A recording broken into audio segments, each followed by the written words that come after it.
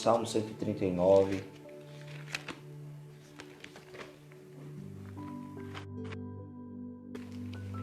Salmo 139, versículo 23 e 24. Gostaria que todos que estão online participassem comigo, lendo esse texto, comigo agora juntos, amém?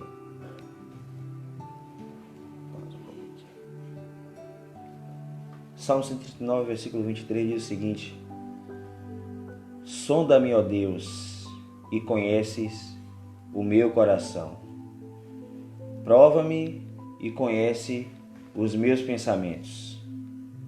Vê se há em mim algum caminho mau e guia-me pelo caminho eterno.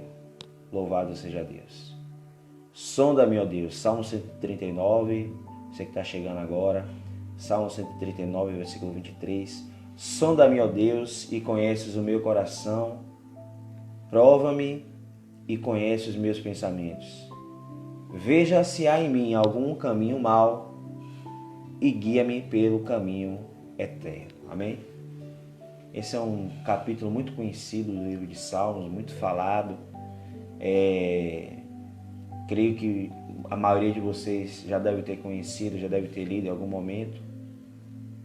É um salmo de Davi, é um salmo que traz uma profundidade, traz uma profundidade de intimidade de Davi com o Pai, com Deus, e que também pode trazer muito para a nossa vida, muito ensino para a nossa vida. Então você tem aí um salmista que faz uma oração diferente de todas, faz um salmo diferente de tudo que ele já tinha escrito. É um salmo onde ele mostra o quanto Deus sonda ele, o quanto Deus conhece ele, o quanto Deus sonda o seu íntimo. Em todos os outros salmos, se você for comparar com esse aqui diferencia-se dos outros porque você vê uma intimidade maior do salmista Davi com Deus, certo? E a intimidade é tamanha que em um determinado momento da vida dele, determinado momento desse salmo, ele olha para dentro de si e pergunta a Deus se existe algum caminho mau, né? É claro que o salmista Davi, ele tem certeza dos seus pecados, ele sabe dos pecados que ele comete.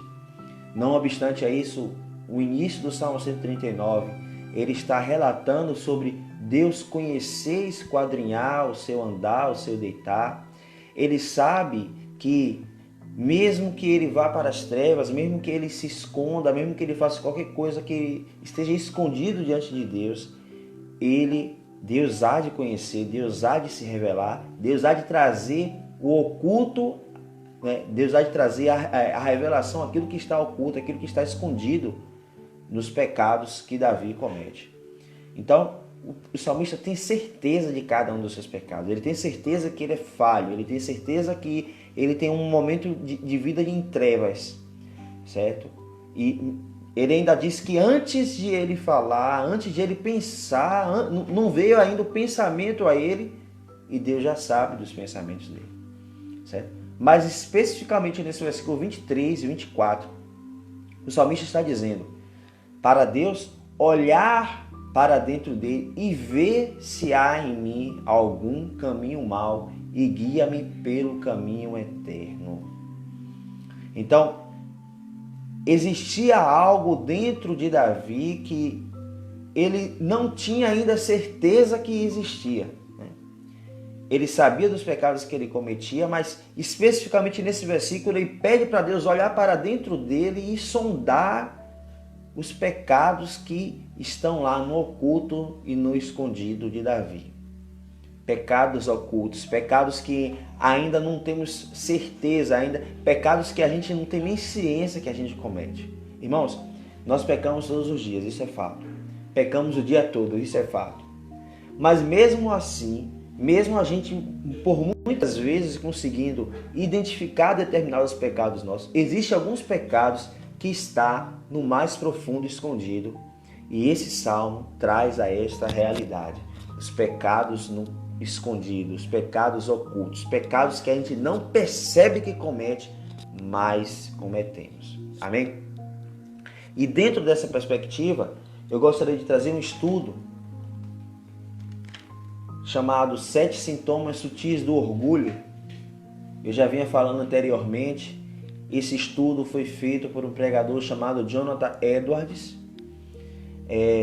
escrito no século XVIII, um estudo escrito no século XVIII. Jonathan Edwards era um escritor, pregador, teólogo norte-americano e um dos grandes líderes do avivamento do século XVIII. Se vocês tiverem interesse, eu convido a vocês a pesquisar sobre o avivamento do século XVIII, o também conhecido como Grande Despertamento, certo? E eu gostaria de que a gente ficasse com um questionamento na nossa mente. Nós estamos vivendo um período de avivamento? Gostaria que você pensasse nisso, gostaria que você pensasse nisso, mas olhando a palavra de Deus e olhando a história dos avivamentos que já ocorreram na história da humanidade, desde a era da igreja primitiva.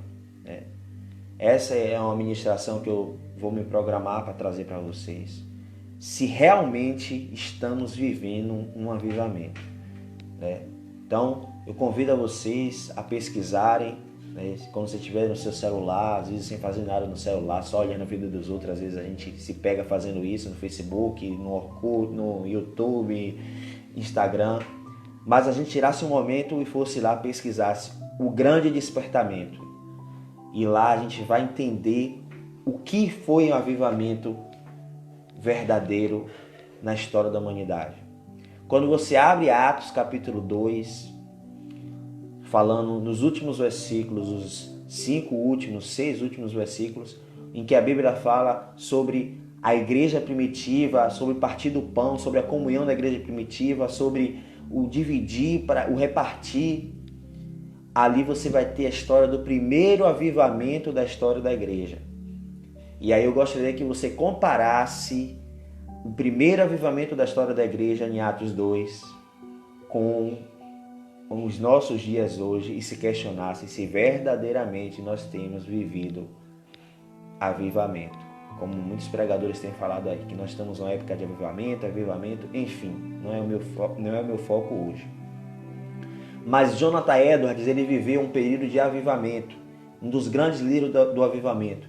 E nesse avivamento, muitas almas se converteram. A ministração não era ministração de teologia de prosperidade, a ministração não era ministração de agradar as pessoas, de convencer as pessoas sobre bens, prosperidade, não. Era uma ministração de confronto. As pessoas eram o tempo todo confrontadas. Existe uma ministração de Jonathan Edwards chamada Pecadores nas mãos de um Deus irado. E é conhecido com as ministrações mais pesadas, mais duras acerca do inferno e acerca da salvação. E nessa pregação, em que muitas pessoas foram confrontadas, em torno de 400 a 500 pessoas se converteram de uma forma jamais vista em toda a igreja. Muitas pessoas que estavam num momento de tamanha preocupação, tamanho medo, que choravam, soluçavam e se arrastavam em busca da salvação durante essa pregação de Jonathan Edwards. Mais uma vez também, quando você estiver vendo o vídeo, não está fazendo nada, coloca lá no YouTube, Pecadores nas mãos de um Deus irado. Inclusive eu coloquei aqui no grupo da gente do Facebook, no grupo da igreja. Se você pesquisar lá no grupo da igreja, eu coloquei um link com essa ministração, Pecadores na mão de Deus irado, no Facebook. Coloquei o link dessa pregação que está no YouTube, coloquei na nossa página. Pecadores na mão de Deus irado, Jonathan Edwards. Então, irmãos, continuando. E nesse estudo, esse pregador, ele faz um levantamento sobre 7 sintomas sutis do orgulho. Por que 7 sintomas sutis? O que é algo sutil? É algo que não dá para se perceber, é algo que vem de uma forma que as pessoas não percebem. E nesse estudo, ele traz 7 sintomas do nosso orgulho que está dentro da gente, que a gente não percebe o quanto nós estamos mergulhados nesse orgulho. E nesse estudo ele mostra 7 sintomas que podem mostrar, que podem revelar o quanto nós estamos sendo dominados pelo orgulho, certo? Esse sermão, ele trata de um pecado oculto, né? E como eu falei, Salmo 139, Davi fala: sonda-me, vê se há em mim algum caminho mau. E nesse estudo, a ideia do pregador é trazer, Jonathan Edwards, é trazer pecados ocultos que são difíceis de detectar, o que os torna muito poderosos, né? Esses pecados, quando a gente não percebe, ele nos impede de chamar a ajuda de Deus, assim como uma pessoa que está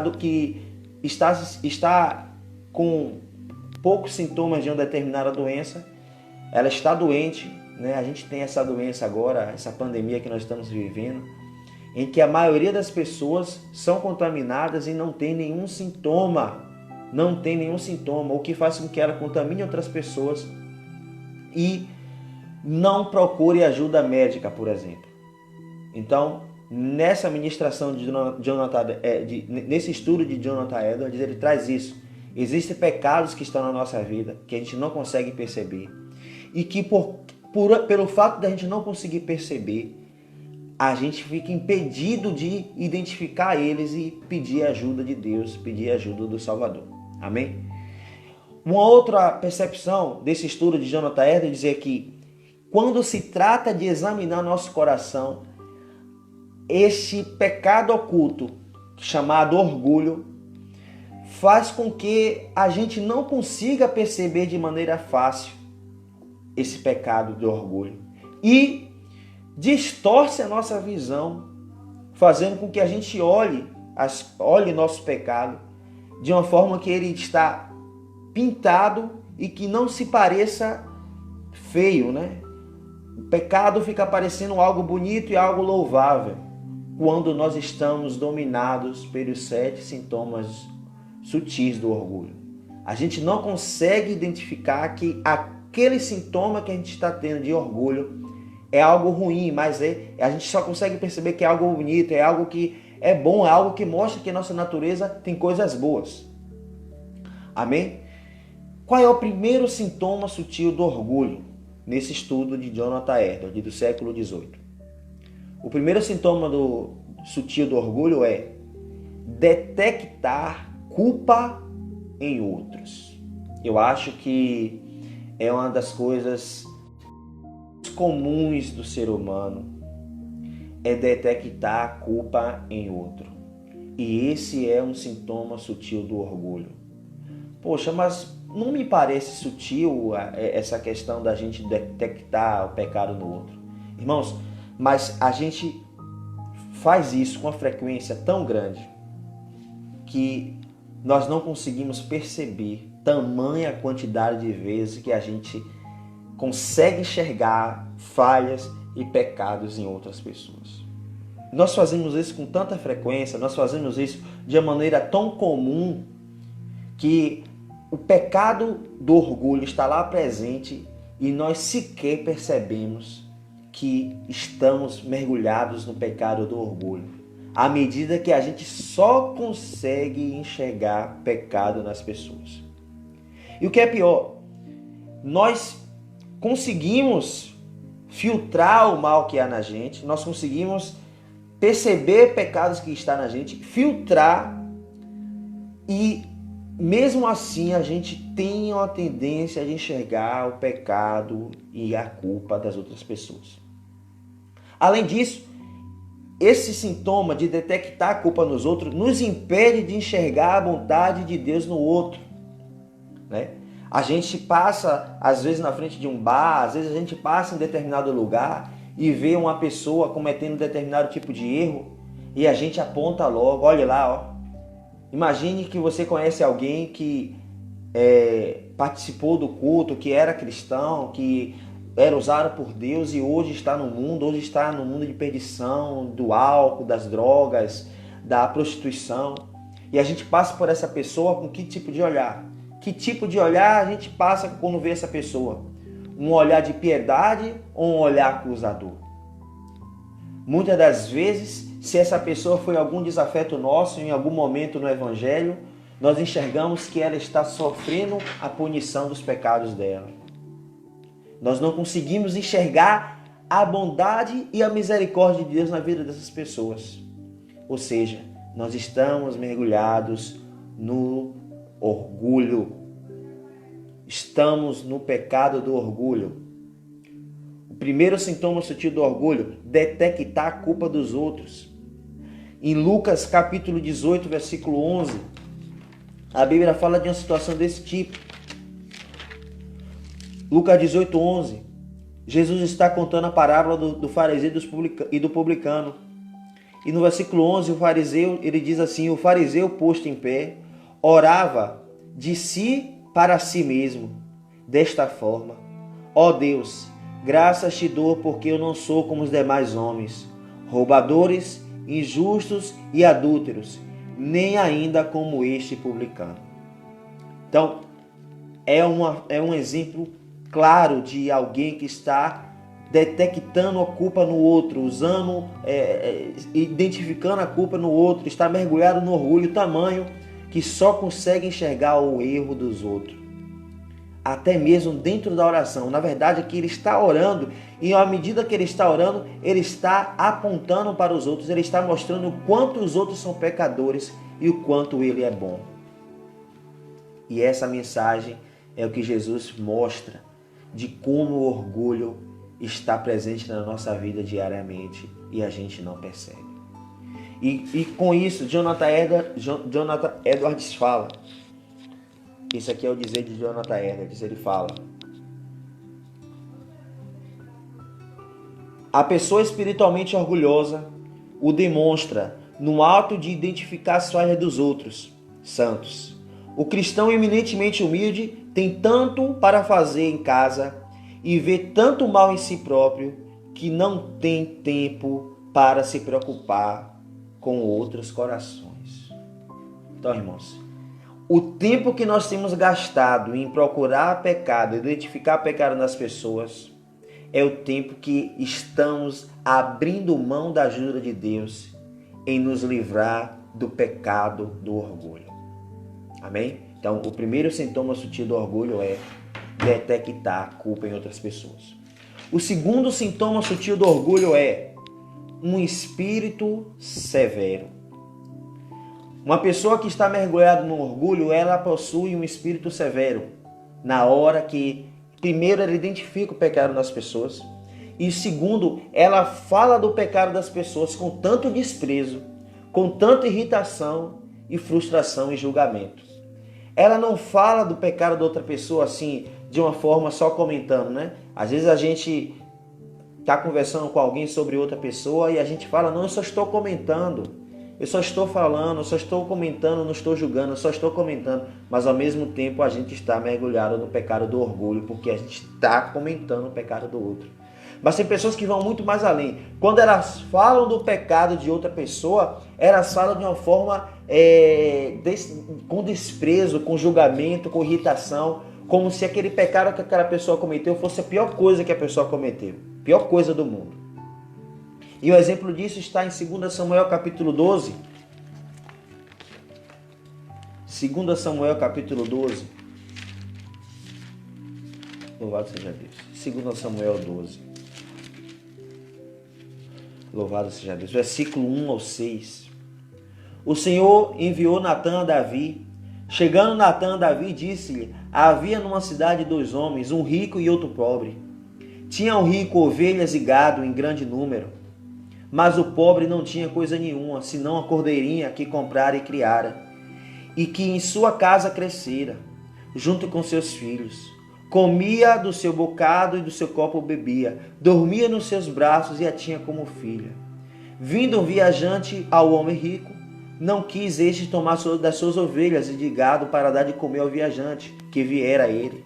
Mas tomou a cordeirinha do homem pobre e a preparou para o homem que lhe havia chegado.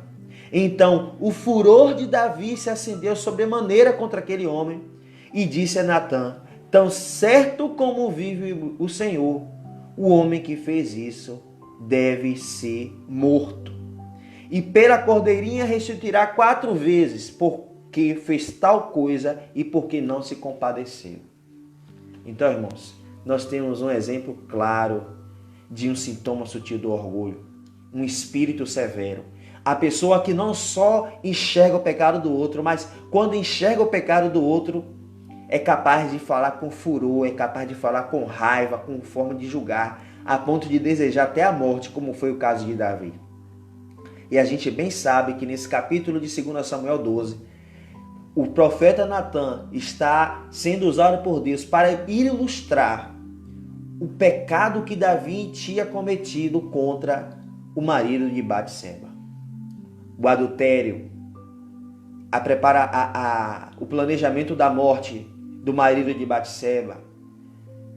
Amém? Então, o que é que você tem aí? Você tem Davi, tinha acabado de cometer coisas horrendas diante dos olhos do Senhor. E quando ele ouviu o pecado de outra pessoa, ele não conseguiu nem se lembrar que ele tinha feito coisa até pior.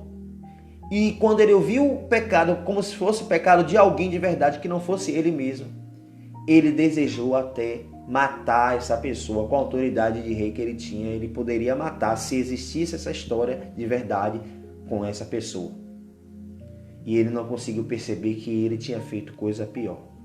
Então, um dos sintomas sutis do orgulho é uma pessoa que, além de identificar o pecado da outra, ela fala do pecado da outra com desdém, com ira, com raiva, como se a pessoa tivesse cometido o pior pecado do mundo, mas não consegue olhar para dentro de si e ver o quanto é pecadora também.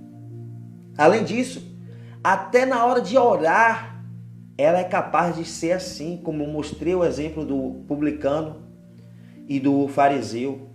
Durante a oração do fariseu, ele não está com o espírito humilde, ele está dizendo que ele é o bom, que ele é que presta e todas as outras pessoas que não são igual a eles não prestam. Às vezes na nossa oração a gente vai orar por alguém que está nos perseguindo e não tomamos cuidado com as palavras que a gente usa. Jesus diz: orai por aquele que vos persegue, mas quando a gente vai orar por a pessoa que nos persegue, nós oramos de uma forma desejando ardentemente a ira de Deus sobre ela e não considerando que ela é tão pecadora quanto nós e está sendo usada pelo maligno.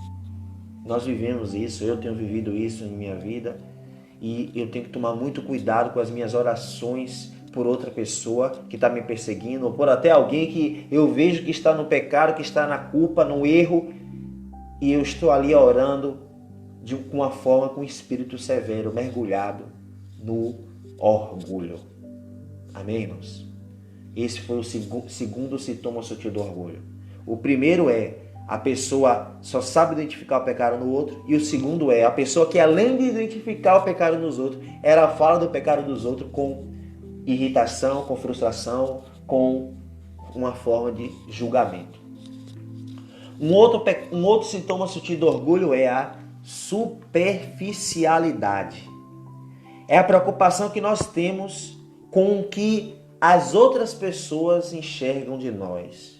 É a preocupação que nós temos com a forma com que alguém olha para a gente, com a forma com que alguém reconhece a gente, alguém olha para mim e para você e vê a gente.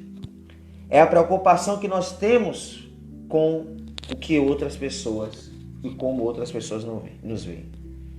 E existe um livro muito interessante chamado Ego Transformado.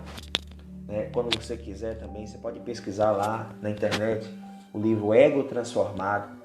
É um livro muito interessante, é um livro curto, em torno de 50 a 70 páginas, que fala sobre o quanto o nosso ego nos atrapalha de servir a Deus. O quanto o nosso ego nos atrapalha de ter uma vida melhor como cristão. E no sintoma sutil do orgulho, chamado superficialidade, as pessoas lutam contra pecados que têm impacto direto sobre a forma com que os outros nos veem. Deu para entender? Quando a gente identifica determinados pecados que nós temos e que vai atrapalhar e vai influenciar na forma como alguém olha a gente luta contra aquele pecado para que a gente não seja mal visto, né? E isso está bem escrito em Mateus. Jesus falou isso em Mateus capítulo 6, no versículo 2. Engraçado que isso está na nossa vida de uma forma tão comum que a gente nem percebe. Como eu falei, sintomas sutis, pecados ocultos que a gente não percebe, sintomas sutis do orgulho. E no livro de Mateus capítulo 6, Jesus fala sobre isso. Louvado seja Deus. Mateus 6, versículo 2, Jesus disse, Mateus 6, 2: Quando, pois, deres esmola, não toques trombeta diante de ti, como fazem os hipócritas, nas sinagogas e nas ruas, para serem glorificados pelos homens. Em verdade vos digo que eles já receberam a recompensa. Jesus também fala no versículo 5: E quando orardes, não sereis como os hipócritas, porque gostam de orar em pé nas sinagogas e nos cantos das praças, para serem vistos pelos homens. Em verdade vos digo que eles já receberam a recompensa. Louvado seja Deus. Versículo 16 de Mateus 6: Quando jejuardes, não vos mostreis contristados como os hipócritas, porque desfiguram o rosto com o fim de parecer aos homens que jejuam. Em verdade vos digo que eles já receberam a recompensa. Então, observe a superficialidade dos fariseus. Na hora de jejuar, eles querem fazer com que as pessoas olhem para ele e vejam o rosto triste, desanimado, de fome, para mostrar que eles estão em jejum. Na hora de orar, eles fazem questão de orar de em pé, na frente de todo mundo, para todo mundo ver que ele está orando, que ele sabe orar. Na hora de dar esmola, ele gosta de fazer alarde para todo mundo ver que ele está dando esmola, que ele é bom, que ele é uma pessoa piedosa, que ele é uma pessoa que ora, que é uma pessoa que jejua. E a gente tem visto isso de uma maneira muito clara nas igrejas hoje. Quando alguém se intitula profeta, quando alguém vai lá na frente e diz porque eu sou homem de Deus, porque Deus me revela, porque eu oro, jejum, porque eu vou para o monte, porque eu faço isso, porque eu aconteço, porque eu estou fazendo a campanha, porque eu tenho orado por você, porque eu.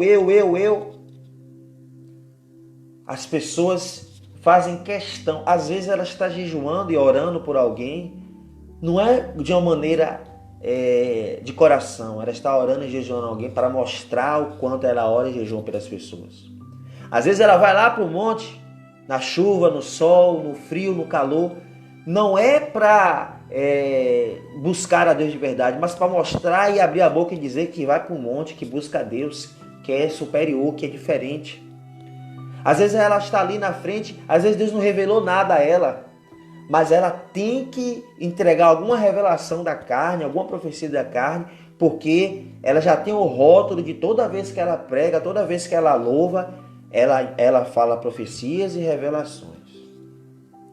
Isso é o básico. Agora eu estou falando de alguns pecados que a pessoa evita cometer na frente das outras. Ela procura o tempo todo se corrigir dentro daquele pecado, para que quando as pessoas olhem para ela, vejam que ela é uma pessoa santificada.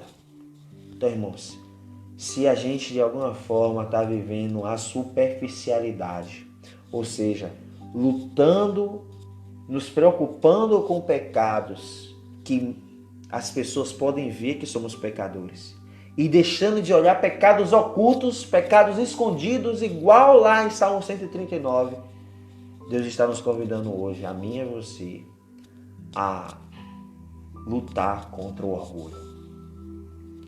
Terceiro sintoma no sentido do orgulho: superficialidade. Luta contra o pecado que as pessoas podem olhar para a gente e nos condenar por causa daquele pecado. Amém? Então, vamos para o quarto sintoma sutil do orgulho: defensividade.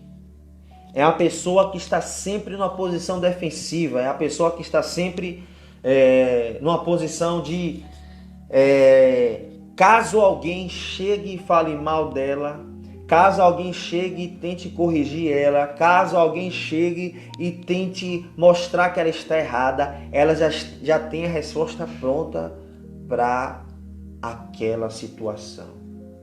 Sintoma sutil do orgulho.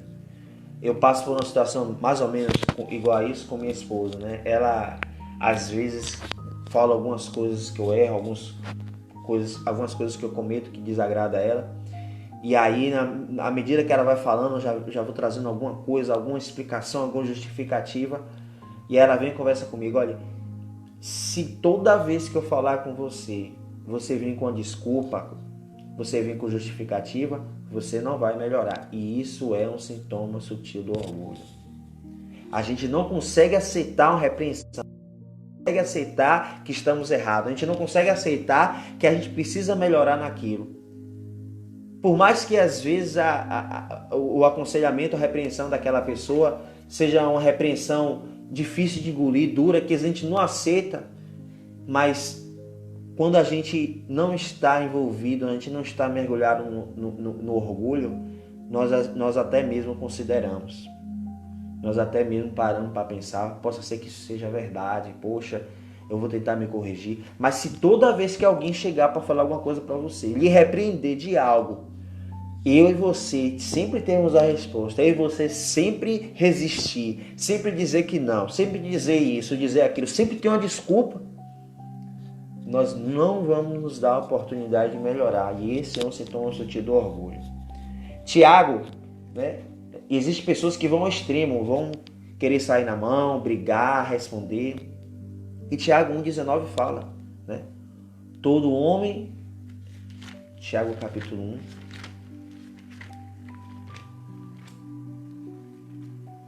livro de Tiago, capítulo 1 fala, versículo 19.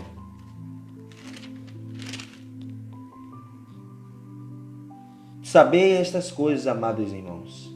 Todo homem, pois, seja pronto para ouvir, tardio para falar e tardio para se irar.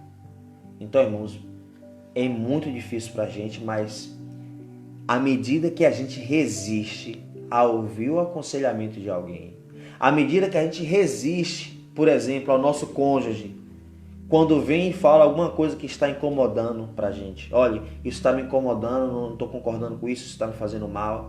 À medida que a gente resiste, só acha que a gente é bom, que a gente não erra, que a gente se esforça, que a gente isso. À medida que a gente só tem desculpas para justificar aquelas pessoas que vêm nos responder, nos repreender, mostra que nós estamos sendo dominados pelo orgulho. A gente não consegue aceitar a repreensão de alguém porque às vezes está numa patente maior que a gente. Às vezes a pessoa é nova convertida. Não, como é que pode eu já tanto tempo de igreja ouvir repreensão de novo convertido? Irmãos, todo homem esteja pronto para ouvir, tardio para falar, tardio para se irar. Pelo menos ouça. Mesmo que o que aquela pessoa está dizendo não seja tão verdade como você acredita, pelo menos a gente precisa ouvir. Temos que considerar e olhar para dentro da gente, porque é o que o Tiago 1, versículo 20 fala. A ira do homem não produz a justiça de Deus. Às vezes a gente quer que Deus seja justo, que Deus puna alguém porque fez alguma coisa para a gente e a gente se comportou mal na hora que era para se calar. A gente vive isso de uma forma muito comum. E a gente vive isso de uma forma tão comum que a gente não percebe que essas atitudes nossas nos faz estar mergulhados no orgulho. E se torna um sintoma sutil do quanto nós estamos envolvidos no orgulho. O quinto sintoma sutil do orgulho, presunção diante de Deus. Esse aqui tem sido muito comum hoje. Muito comum, muito comum. Vamos olhar para Lucas 18 de novo. Lucas 18. Lucas capítulo 18. Glória a Deus. Lucas capítulo 18, versículo 11. O fariseu posto em pé orava de si para si mesmo desta forma: ó Deus, graças te dou, porque não sou como os demais homens, roubadores, injustos e adúlteros, nem ainda como este publicano. Jejuo 2 vezes por semana e dou o dízimo de tudo quanto ganho.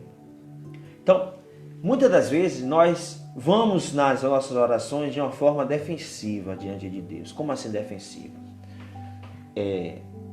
Deus, na sua palavra, diz que o Senhor fará isso, isso e isso. Então, Senhor, faça porque o Senhor tem que cumprir com a sua palavra. Ou como muitos pastores estão dizendo aí hoje, infelizmente, você só tem que dar glória a Deus. Eu já ouvi esse absurdo, né? Você só tem que dar glória a Deus quando Deus também cumprir a parte dele com você. Então, irmãos, o ser humano, devido ao homocentrismo, né? Como assim homocentrismo, irmãos? Hoje o evangelho está focado no homem. Como assim, Júnior? O evangelho não está focado na glória de Deus, ou enquanto Deus, ou o quanto Deus é justo ou é maravilhoso, não. O evangelho está focado, as músicas evangélicas hoje estão focadas em engrandecer, em massagear o ego do homem. A ponto de que as pessoas, quando vão orar, não vão orar com o coração, com o espírito humilde. Elas sempre vão orar com um coração presunçoso, como o fariseu. Muitas pessoas hoje chegam diante de Deus. Deus, eu tenho orado, Deus, eu tenho jejuado, Deus, eu tenho feito isso, eu tenho feito aquilo, então cumpra, então faça. As pessoas estão orando a Deus numa posição de que Deus é o servo e que a pessoa é o grande, aquele que é merecedor. E Jesus fala muito claramente em Mateus 5, bem-aventurados humildes, porque deles, os humildes de espírito, porque deles é o reino de Deus. E as pessoas não têm tido consciência do que é ser humilde de espírito. Humilde de espírito é estar diante de Deus com humildade de espírito. É reconhecer a completa dependência e necessidade de Deus. É reconhecer que se você ora, se você jejua, se você lê a palavra, se você prega, se você louva, se você faz qualquer coisa, você faz porque Deus te capacitou para fazer, porque Deus te impele a fazer. Ultimamente eu tenho pregado aqui mesmo no Facebook sobre o quanto sobre qualquer coisa boa que a gente faz é porque Deus nos faz fazer. As coisas ruins que a gente faz é o pecado, é a nossa carne. Mas as coisas boas, se a gente faz boas obras, não é por nós mesmos, mas é por Deus. Deus nos impele a fazer boas obras. Fazer boas obras não é uma decisão nossa. Mas as pessoas estão tão presunçosas hoje que não conseguem aceitar que o fato de ela ter deixado determinado pecado não foi por uma decisão dela, não foi por uma vontade dela, mas foi um trabalhar do Espírito Santo de Deus na vida dela. E esse é um sintoma sutil do orgulho. Presunção diante de Deus. O que é que Edward diz em relação a isso? Ele fala o seguinte. Edward fala: alguns em seu grande regozijo diante de Deus não cumpriram devidamente a regra do Salmo 2, versículo 11. Servir ao Senhor com temor. Quantos temos servido com o Senhor com temor de verdade? Temor, medo mesmo. E regozijai-vos com tremor. Quantos de nós, quando estamos regozijados diante de Deus, temos estado nessa forma? E esse é um sintoma sutil do orgulho. Presunção diante de Deus. O sexto sintoma sutil do orgulho é desespero por atenção. Quantos de nós conhecemos pessoas que fazem de tudo para ter atenção? Pessoas que são até mal educadas. Às vezes tem um grupo de pessoas conversando sobre determinado assunto e essa pessoa chega já chamando a atenção de todo mundo, querendo que todo mundo ouça ela. Quantas pessoas nós conhecemos que são assim? E quantos de nós às vezes somos assim? Olha o que eu falei lá do primeiro pecado, o primeiro sintoma sutil do orgulho, né? Detectar o erro no outro. Aí eu já estou aqui falando para você, olha como é sutil o orgulho. Agora eu já estou aqui dizendo a você, quantas pessoas a gente conhece que é assim? Pois é, eu não consegui nem dizer quantas vezes nós somos assim. Eu logo identifiquei quantas pessoas conhecemos que somos assim, que são assim. E não parei para identificar a mim mesmo que às vezes eu sou assim. Você está vendo como é o sintoma sutil do orgulho? Louvado seja Deus. Então, irmãos, quando a pessoa está desesperada por atenção, quando a pessoa tem fome, o orgulho faz com que a pessoa tenha fome de atenção, fome de respeito e fome de adoração, para que, a fim de que ela seja, e às vezes o ponto, às vezes ela é tá tão envolvida com orgulho que ela faz isso com a necessidade de ser vangloriada. Ela tem a necessidade, ela não tem nem vergonha de se vangloriar em ter atenção toda para ela naquele momento. Às vezes, um sintoma no sentido de orgulho por causa disso, por causa desse desespero por atenção, né, que é o sintoma no sentido de orgulho, nós ficamos impedidos de dizer não a alguém para a gente ter a necessidade de se sentir indispensável. Sabe o que é isso? Você abre a mão, você não tem capacidade de fazer aquilo que aquela pessoa está te pedindo. Você sabe que não tem tempo, que você não vai fazer aquilo que aquela pessoa está te dizendo. Mas pelo fato de a gente querer se sentir indispensável, a gente diz que vai fazer. Quer ver um exemplo básico, simples, sutil? Fulano de tal, ore por mim porque eu estou passando por essa dificuldade. Aí a pessoa chega para você, ore por mim, porque isso? Aí qual é a primeira resposta que você dá? Tá, irmão, eu vou orar, pode ter certeza que eu vou orar. E às vezes você está passando por um momento que você não está orando nem por você mesmo. Sintoma sutil do orgulho. Necessidade de se sentir indispensável. Fulano de tal, quer ver um exemplo mais básico? Dê um abraço fulano de tal por mim. Dê um beijo fulano de tal por mim. Fala com fulano de tal por mim. Tá, tô bom, eu vou fazer, tudo bem, beleza. Mas a gente sabe que vai esquecer, que não vai fazer. E diz que vai fazer. Por quê? Necessidade de se sentir indispensável. A gente acaba não sabendo dizer não.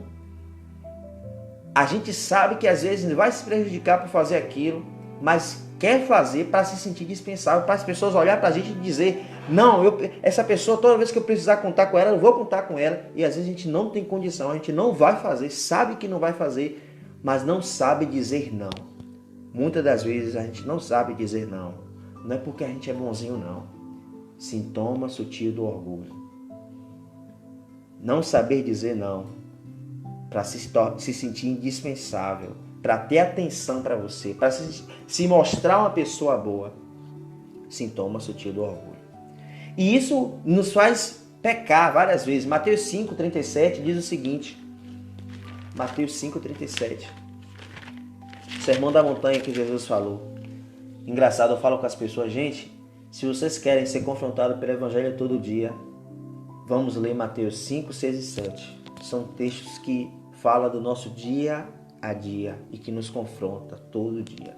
E Mateus 5,37 diz, seja porém a tua palavra sim, sim, não, não. O que passar disso vem do maligno. E a gente peca em cima disso aqui todo dia por causa do orgulho, em não querer dizer não, em não abrir, em não saber dizer não, para se mostrar uma pessoa boa e indispensável que todo mundo pode contar com a gente. Terrível isso, irmãos. E o último, né? E às vezes tem pessoas que querem adquirir bens. Às vezes a pessoa tem um carro que atende ela, tem uma casa que atende a ela. Às vezes tem uma condição que atende a ela, mas só para querer ter mais reconhecimento do ser humano, das pessoas, ela quer ter mais, quer ter melhor. Aquele carro já não presta, tem que ser um carro do ano, aquela casa está pequena. Pessoas que têm uma casa enorme só para morar poucas pessoas, mas quer mostrar que tem uma casa boa, uma casa grande e que todo mundo quando for lá vai ter cômodo, vai ter onde morar, vai ter onde deitar, onde dormir, vai ficar todo mundo confortável, mas simplesmente por orgulho. E para encerrar essa ministração, o último sintoma sutil do orgulho é negligência pelos outros. Honrar aqueles que o mundo considera digno de honra para ser reconhecido pelas pessoas que têm poder. Então, eu aceito alguém que está acima de mim, meu pastor, meu líder, enfim, alguém que está acima de mim me corrigir e eu aceitar a correção para mostrar a ela que eu não sou uma pessoa resistente. Mas não aceito alguém que está abaixo de mim, que tem uma condição financeira inferior à minha, ou um cargo na empresa menor que o meu, ou menos tempo de igreja do que eu, ou menos tempo de trabalho que eu. Não aceito essa pessoa me corrigir porque eu estou numa posição a mais, eu estou numa posição superior que ela. Sintoma sutil do orgulho. Negligenciar as outras pessoas. Irmãos, o orgulho está muito presente na nossa vida e nos impede de nos sentir pecador. Coisas sutis, coisas simples, como não dizer não, está ali presente, entranhado na gente, nos fazendo pecar e nos fazendo não sentir a necessidade de pedir perdão e misericórdia. E não identifica, não conseguimos identificar o quanto orgulhoso nós somos por causa dos sintomas sutis do orgulho. Então, quando eu e você, me coloco, não consegue aceitar a repreensão de alguém que é inferior a gente, mas conseguimos aceitar a mesma repreensão de alguém superior a gente, estamos negligenciando as outras pessoas de uma forma orgulhosa. Amém? E a gente acaba, às vezes, ignorando o mais fraco. Às vezes a gente dá mais atenção àquelas pessoas que vão dar visibilidade pra gente do que atenção. Por exemplo, às vezes a gente vai dar atenção para conversar, separar um tempo do dia para conversar com alguém que pode nos ajudar de alguma forma lá na frente, do que ouvir alguém que não pode fazer nada pela gente, não tem como ajudar a gente e a gente não tem interesse de conversar em dar um tempo da minha vida, do meu dia para aquela pessoa. Orgulho. Amém? Então, irmãos, gostaria de concluir essa mensagem mostrando o seguinte: se você e eu conseguimos olhar, ouvir esta mensagem e identificar determinados sintomas sutis, bem difíceis de identificar, do orgulho na nossa vida, em algum desses 7 sintomas que eu mostrei a vocês, vamos aproveitar essa oportunidade que Deus está nos dando e confessar diante de Deus esse pecado, porque o primeiro passo de combater o pecado é identificar o pecado. Então, se você ou eu conseguimos identificar alguns pecados que cometemos dentro desses 7 sintomas sutis do orgulho, vamos conseguir vencê-lo através da oração. E isso, é bom falar sobre isso porque isso identifica a guerra que existe dentro da gente. A guerra de, às vezes, ter que dizer não, mas dizer sim, para que a pessoa não olhe mal para a gente, para que a pessoa não se zangue com a gente, ou não aceitar repreensão, ou sempre ter desculpa para quando alguém vem repreender, ou nosso cônjuge, ou nosso amigo, quando alguém vem repreender, vem falar alguma coisa errada da gente, sempre ter desculpa para justificar, porque aquilo justificar, e desculpas em cima de desculpas. Ou na hora de falar do pecado de alguém, a gente fala de uma forma feroz, como o Davi falou, e não vê que a gente faz coisas até piores. É bom mostrar isso, porque isso vai mostrar a guerra que existe dentro da gente. E outra coisa, o orgulho escondido, o orgulho não identificado, pode nos conduzir à morte. Mas como Paulo diz em Romanos, capítulo... Louvado seja Deus. Romanos capítulo 5. Aonde abundou o pecado, superabundou a graça. Romanos 5, 20. Sobreveio a lei para que avultasse a ofensa, mas aonde abundou o pecado, superabundou a graça. Que Deus em Cristo possa falar mais ao coração dos irmãos e que em nome de Jesus a gente possa identificar cada um desses sintomas sutis do orgulho e clamar a Deus por libertação, porque como está escrito em Provérbios capítulo 6, versículo 19, Provérbios 6:19, Provérbios 6:16 diz assim: 6 coisas que o Senhor aborrece e a 7ª a sua alma abomina: olhos altivos, língua mentirosa, mãos que derramam sangue inocente, coração que trama projetos iníquos, pés que se apressam para correr o mal, testemunha falsa que profere mentiras e o que semeia contenda entre os irmãos. Então, irmãos, Deus odeia olhos altivos. E orgulho é olhos altivos. Então, se a gente não quiser estar sob a ira de Deus diariamente, vamos clamar a Deus que nos liberte do orgulho e desses sintomas sutis que está aí presente, conforme eu trouxe para vocês.